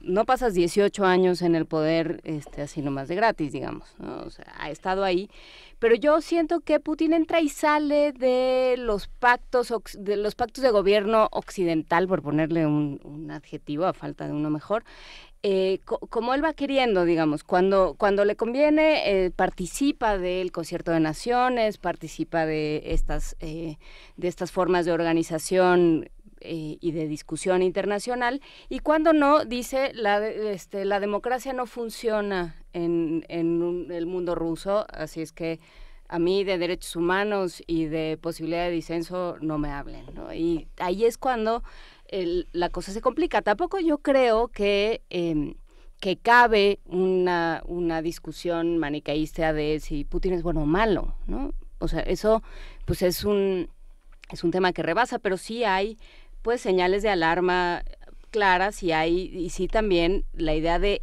ese es un régimen que queremos fomentar, o sea, eso queremos que se vaya reproduciendo, o qué queremos ahora que nos estamos planteando tantas nuevas cosas y que de pronto los regímenes democráticos nos están quedando a deber tanto. Bueno, pues, ¿qué nos vamos a plantear y cómo queda Putin en esa discusión? Así es. Sí, justamente tomas a Bakhtin, que fue una de las víctimas, ¿no?, de un mundo que no lo recuperó, ¿no? Yo creo que la Rusia de hoy está muy lejana de Dostoyevsky, está muy lejana de Bakhtin, ¿no? Yo creo que las contribuciones rusas a mirar hacia su pasado están haciéndose fuera de Rusia, están en las universidades de Finlandia, de América Latina, de Estados Unidos. Es curioso esa parte, ¿no? Sí, bueno, nosotros como país tenemos una larga historia de relaciones con Rusia. Yo he mencionado aquí que, para empezar, la vez que invitamos al embajador Eduard Malayan a la Facultad de Filosofía y Letras para que nos hiciera favor de exponer su postura respecto a la política exterior rusa en el G20, mientras estábamos en una salita esperando el inicio del evento, él me dijo que lo primero que le dijeron cuando llegó como embajador a México es que iba a ir a un país que había tenido fronteras con Rusia. ¿Cómo fronteras con Rusia? ¿No? ¿Cómo es que México tenía fronteras con Rusia? Pero así fue. Resulta que las expediciones rusas cruzaron por el estrecho de Bering, colonizaron Alaska, lo que actualmente es Alaska, bajaron por la costa del Océano Pacífico, llegaron hasta el norte de California, y ahí se cruzaron en una frontera con México, de tal manera que efectivamente hubo y según entiendo por lo que él me refirió, hay incluso documentos, convenios de comercio, etcétera, en la contigüidad entre los territorios mexicano y ruso. De ahí data nuestra relación y de antes, y nosotros como sociedad tenemos un intenso intercambio con los artistas, con los intelectuales, con los cineastas, con los poetas, con los ingenieros, con los químicos. Ha habido una gran cantidad de mexicanos que han estudiado allá, etcétera, y yo creo que lo que nosotros deberíamos de procurar aquí, es mi modesta opinión, es que nosotros necesitamos emplazar una manera de ver a Rusia, esa sería mi propuesta, que sea societal. Es decir, que no creamos que Rusia se reduce a Vladimir Putin, sino que pensemos en Rusia como una sociedad compleja, entrañable, con una gran potencia intelectual, y en todo caso yo creo que si podemos establecer un rasero para valorar o criticar, como también creo que debe ser el caso, a mí por lo menos hay una parte de Vladimir Putin que no me gusta nada, que es por ejemplo el hecho de que ande por el mundo con su portafolio vendiendo esos peligrosos cachivaches que se llaman reactores nucleares. Sin lugar a dudas, un enorme daño ambiental que está provocando la política exterior rusa y la política de comercio. Hay partes pequeñas quizá que me gustan, como esta que he mencionado de cuando defendió el derecho internacional, en general pues cuando hace el contrapeso al imperialismo norteamericano, pero pienso que no podemos reducir Rusia a Putin. Y yo creo, y en eso, pues digamos, abogaría en favor de rescatar eso, que podamos creer que Rusia es un país que no tiene, sería un error garrafal, pensar que Rusia no tiene una intensa vida intelectual. No, bueno. Y yo pienso que muchos de los autores que sufrieron del estalinismo, que fueron exiliados, a los que no se les hizo justicia, coincido plenamente en la crítica al estalinismo, están ahí vivos, palpitantes, y me imagino que así como nuestros amigos que hoy nos están haciendo el favor de escucharnos desde Moscú, que suelen reunirse en la biblioteca Lenin, pues cuando les propuse que trabajáramos con algunos de ellos, otros que están escuchando el programa por supuesto no los conozco, cuando les propuse por ejemplo que trabajáramos el concepto de Pastupok, la responsabilidad que tenemos por el otro, se entusiasmaron muchísimo y se fueron a hacer una búsqueda filológica y rescataron a Bakhtin, porque Bakhtin, y en eso creo que es un autor que para ambos es imprescindible, Miguel Ángel, Bakhtin digamos que siempre ha circulado subterránea y clandestinamente, casi como Samizad en Rusia, pero así circula buena parte de la literatura, y en esa, digamos, semiclandestinidad de los autores, es una broma, es una figura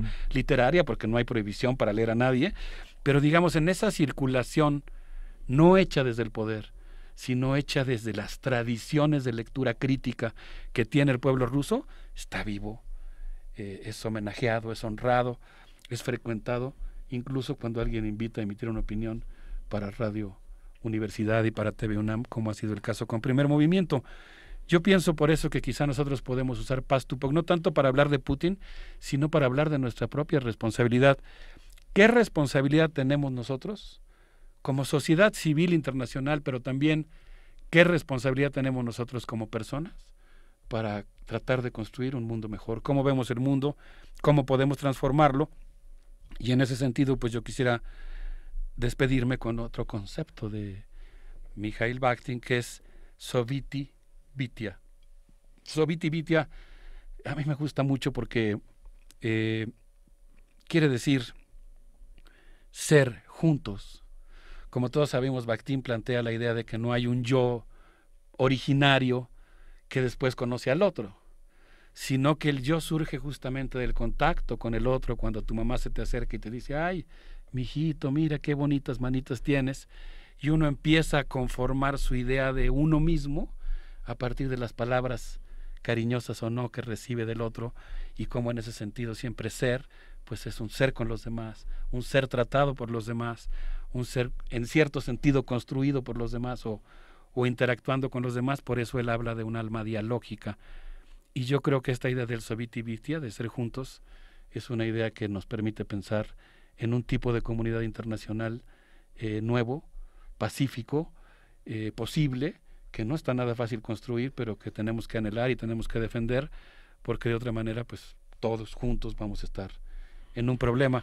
Entonces pienso que más allá de la crítica que puntualmente debe hacerse con toda razón a ciertos aspectos o a grandes aspectos de la política interna y exterior de Vladimir Putin, pienso que Rusia es mucho más grande que eso, y en ese sentido, pues no sé, yo les propondría que nos despidamos escuchando a Vladimir Yakovlevich Shainsky y Mikhail Isayevich Stanich en una pieza que se llama Iré a una estación lejana y secreta. A ver qué les parece. Es un viaje en tren. Muchas gracias. Muchísimas gracias, Alberto Betancourt, y nos vamos.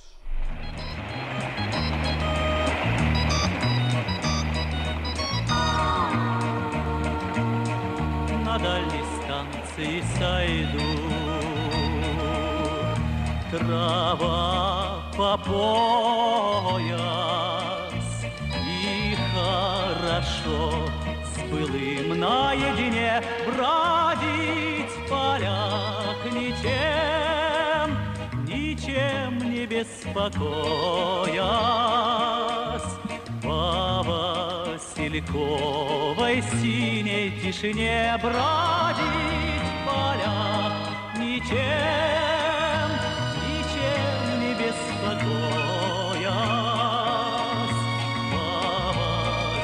По васильковой синей тишине на дальней станции сойду. Запахнет медом живой воды, попью у журавля тут все мое, и мы отсюда родом, и васильки, и я, и тополя, тут все мое. Родом, и васильки, я, и тополя. На дальней станции сойду, необходимой с высокой ветки в детство загляну. Ты мне опять позволь, мой край родимый, быть посвященным в эту тишину.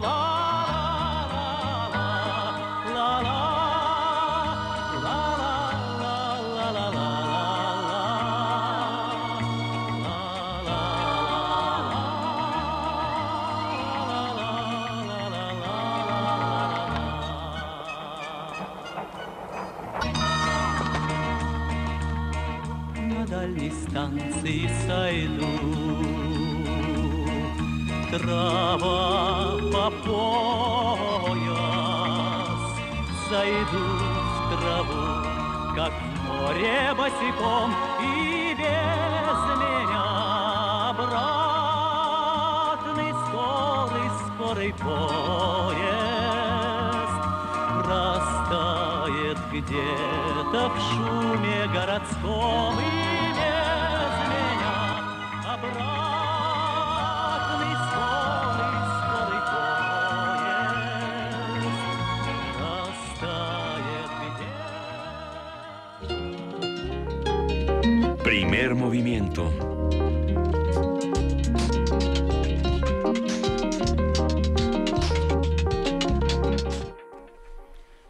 De la mañana con 48 minutos, ya vamos acercándonos al final de este espacio, de este programa el día de hoy, pero hay que decir que en 1956, un 5 de abril, me gusta que digan en las efemérides, porque estoy leyendo la efeméride que puso Radio UNAM, entonces que un día como hoy, ¿no?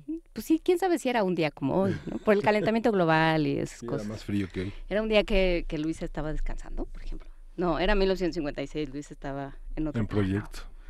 Sí, la Biblioteca Central abrió sus puertas a la comunidad universitaria, pues 56 años, no, ¿cuántos años de la Biblioteca Central? Voy a romper mi propia regla de no hacer cuentas al aire. Sí, son casi 70 años. Por supuesto, como los que tiene el campus de Ciudad Universitaria, por supuesto. 70 años casi de la biblioteca. Sí.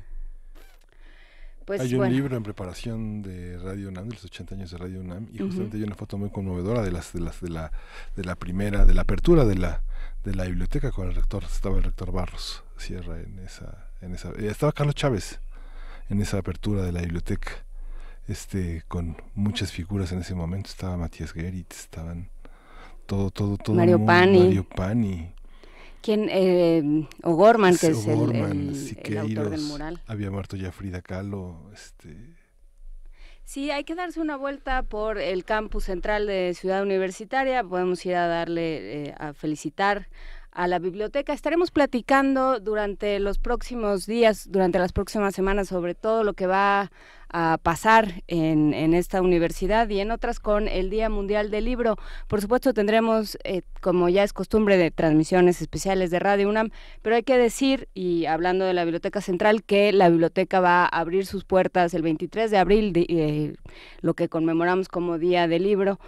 Va a abrir sus puertas a toda la comunidad, va a haber un montón de conferencias, de exposiciones, de actividades, ya lo estaremos platicando en días futuros, pero bueno, por lo pronto, el día de hoy puede usted darse una vuelta por la Biblioteca Central, visitar el campus, aprovechar que todavía no empiezan las lluvias y que el día está benigno. Y que es una biblioteca del mundo, es una biblioteca extraordinaria, es una biblioteca como de las mejores del mundo. El personal que labora ahí es una gran capacidad, un personal de muchísima trayectoria, de mucha antigüedad.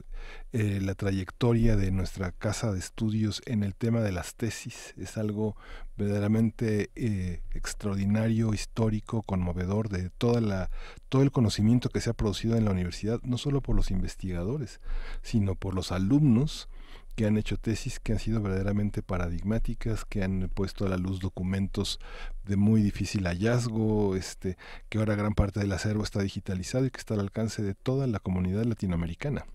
Que un día deberíamos hablar de el trágico mundo y la trágica vida del tesista. Sí. Simplemente encontrar un tema. Sí, y que está ahí, ¿no? Que está ahí en nuestra gran biblioteca.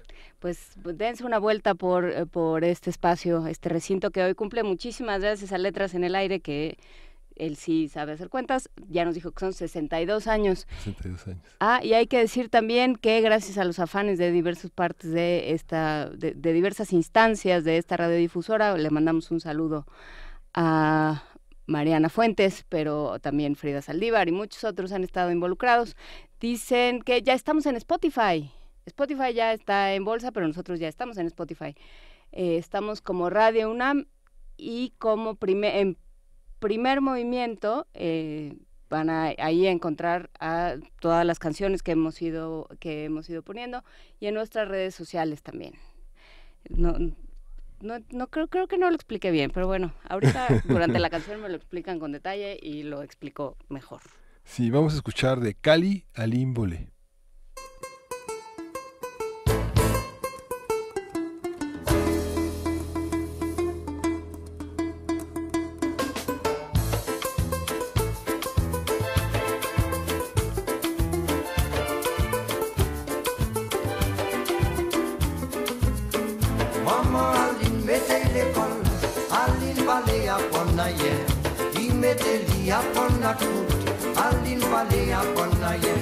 Las-moi t'éteindre à les placer.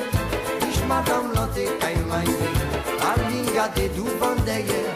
Il volait wop la maïe. Aline volé, Aline pillé. Aline volé wop la maïe. Aline pillé, Aline volé. Aline volé wop la maïe. Aline volé, Aline pillé. Aline volé wop la maïe. Aline pillé, Aline volé. Aline volé wop la maïe.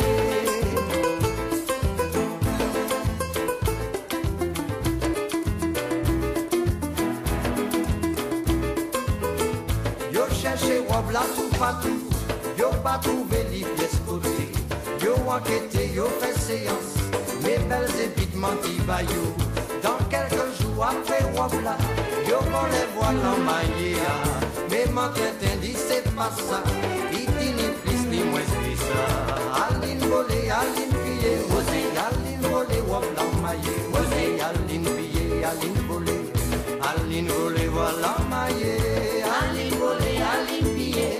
Aline volée, voilà maillé. Osé, Aline pillée, Aline volée. Aline volée, voilà maillé.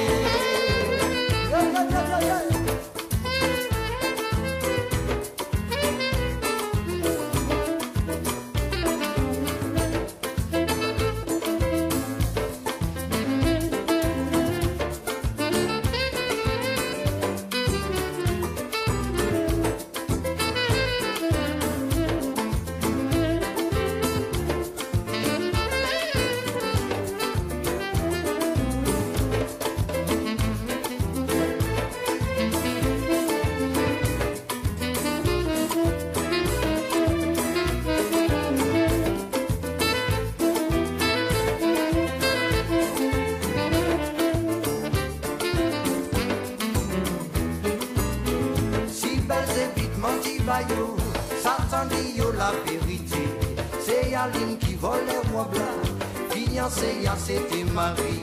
Le lendemain des bons matins, gendarme passait la caille Aline, habillée en robe l'emmaillée.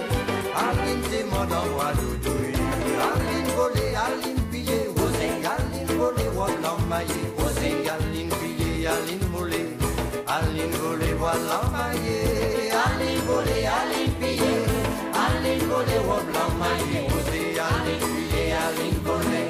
Aline volée, robe l'emmaillée.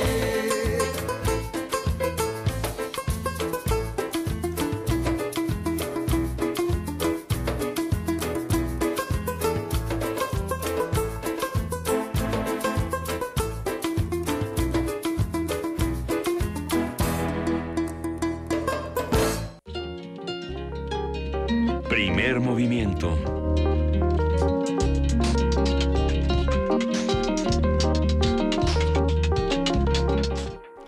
De la mañana con 56 minutos estábamos haciendo un recuento de exalumnos de la Patricio Lumumba que nos venían a la mente. Christopher Domínguez Michael, decías tú. Christopher Domínguez Michael. Julio Solórzano Fopa, el hijo de Alaide. Nos lo regresaron. Nos lo regresaron. Sí. Ellos sabrán por qué. Pero bueno, también platicábamos sobre la Biblioteca Central y sobre la enorme ayuda que prestan quienes ahí trabajan para, en términos de investigaciones de nortes, ¿no? Porque uno llega sin tener mucha idea de qué quiere. Sí, comentamos fuera del aire, a mí me ha tocado asistir a algunos seminarios ahí en la mítica Torre 2 de Humanidades y siempre en alguna parte del seminario, cuando hay que hablar de fuentes, se cuela o invitan o participa un miembro de la biblioteca, un bibliotecario, y nos muestra desde dossiers, documentos, journals, libros, que uno ni siquiera puede imaginar, a pesar de que uno es una persona interesada en el tema, y el apoyo que un bibliotecario que no es experto en el tema le puede uno aportar, ¿no? Pues sí, pero es que estar es para eso. Estar en contacto con los libros todo el tiempo, pues lo que te da es una memoria, también una memoria visual, o sea, lo que uno recuerda de ciertas bibliotecas por haber visto los lomos, ¿no? Por ejemplo, La llama de José Vasconcelos era un libro que estaba, un lomo que estaba presente en muchas bibliotecas de un momento de la historia mexicana, ¿no? O pues no sé, la historia mínima, la historia general de México de Cosío Villegas, ¿no? Ciertas, y eso pues ya por lo menos sabes, hay un tema o conozco a ese autor del que usted está hablando porque nos acaba de llegar un libro, o sea, es muy interesante el trabajo que se hace ahí, ya lo estaremos platicando con la gente de la Biblioteca Central. Recuerden buscarnos en Spotify, entren a la cuenta de Radio UNAM y a la lista de Primer Movimiento.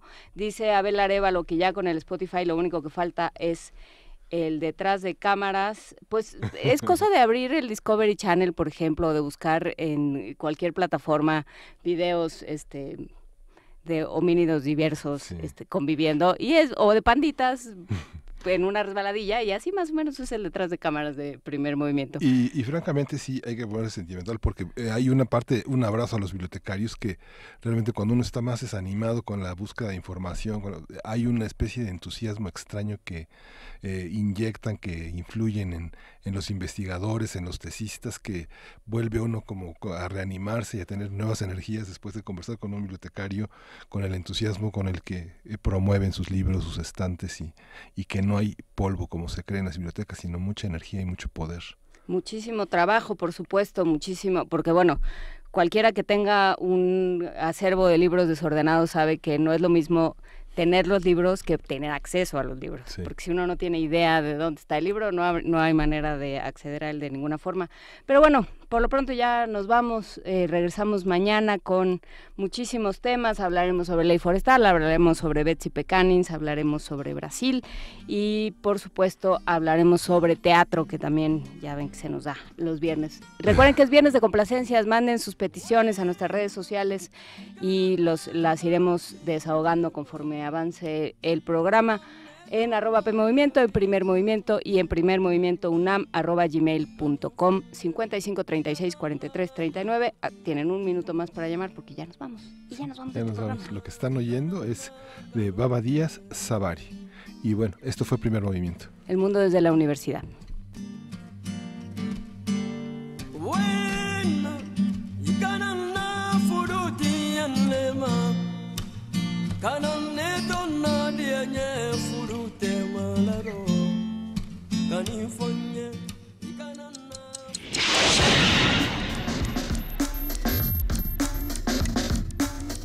Radio UNAM presentó Primer Movimiento.